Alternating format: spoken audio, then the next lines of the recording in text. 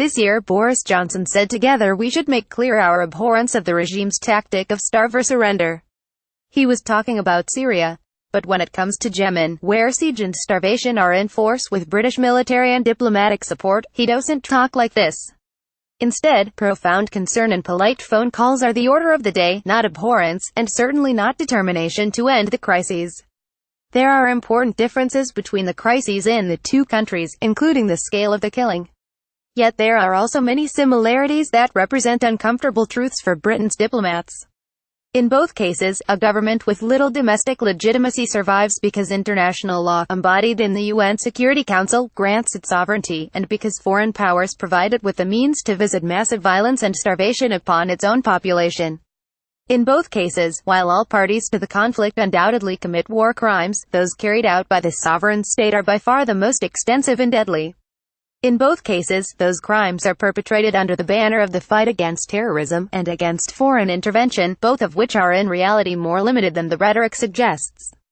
Yemen: more than 50,000 children expected to die of starvation and disease by end of year, yet Britain refuses to acknowledge that the strangulation of northern Yemen is indeed a blockade, contradicting leading humanitarian actors and the manifest evidence of the diseased, skeletal children whose images too infrequently make news.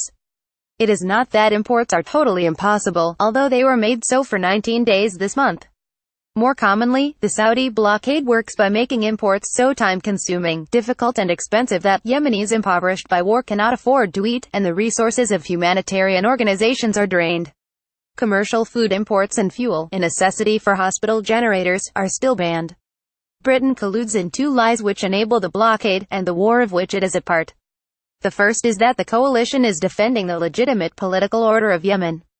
The man who the UN recognizes to be the president of Yemen, Abd Rabbuh Mansur Hadi, was elected for a 2-year term in 2012 in an uncontested election.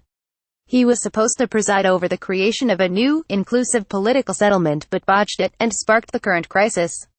Now he squats in a palace in Riyadh, issuing ineffectual proclamations to a country where few listen. It is not clear that he is allowed to leave Riyadh, and even if he was, he certainly could not enter his own country safely. Most of the southern part, that not under control of the forces that ousted him in 2015, is controlled by forces who take their pay and orders from the UAE, which has made an alliance against him with local secessionists. When the Saudi authorities obstruct humanitarian flights and shipments to North Yemen, they do so on the basis of the legal authority granted by the UN Security Council to this man. Britain is not only one of 5 permanent members of the Security Council but the penholder on Yemen, meaning that it holds the responsibility to bring any future resolution. The second lie is that its blockade of northern Yemen is motivated by the legitimate need to prevent the smuggling of Iranian arms to Houthi rebels. Iran does support the Houthis, but the Houthis are not reliant on their support and are motivated by domestic concerns. The UN group of experts on Yemen has not seen sufficient evidence to confirm any direct large-scale supply of arms from Iran to the Houthis, and no evidence that a missile recently lobbed ineffectually toward Riyadh was smuggled in by Iran. It was likely imported before the war from North Korea.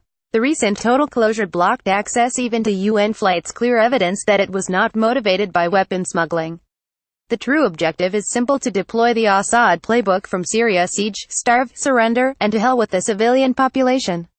Britain angrily denounced this tactic when it was carried out by our established enemies, and when our words made no difference. But when our allies are culpable for those same actions, we offer only deep concern. It makes Britain a hypocrite. And what's worse, a hypocrite motivated by greed. 3 days after Saudi Arabia escalated its blockade on Yemen on the 6th of November, the government offered a $2 billion loan guarantee to Saudi's national oil company if it chooses to make its initial public offering on the London Stock Exchange, a boon for brokers there. It would likely be the largest such guarantee in history. The value of UK arms exports to Saudi Arabia grew 500% over the first 2 years of the war, to more than £4.6 billion. Former Defense Secretary Michael Fallon told the House of Commons last month that criticism of Saudi Arabia in this parliament is not helpful for further sales. So there is little doubt that commercial considerations impact what the government is willing to say and do when it comes to Yemen. For as long as the UK economy is based too narrowly on financial services, and its manufacturing export industry on arms, our politics will be vulnerable to this sort of bribery. Only massive investment to diversify our economy can excise this vulnerability permanently. In the meantime, what is needed is courage. Rejecting the bribery of arms sales is only part of the story. In Syria, Britain and the EU funded journalists and civil society, amongst others, to document a conflict which international media couldn't reach, often producing powerful video footage that swayed public opinion. In Yemen there is no similar provision. This should change immediately. Images need to begin making their way out of the country on a massive scale to circumvent the Saudi prohibition on international journalists. Britain also needs to campaign, both in public and private, for a new Security Council resolution on Yemen. Such resolution must recognize that President Hadi is no longer bearer of legitimate authority and neither he nor his foreign backers have a right to obstruct entry to northern Yemen. Calling for peace or a political solution isn't enough whilst the international community provides one side with a political advantage, and hence the incentive to keep on fighting, even as front lines remain static.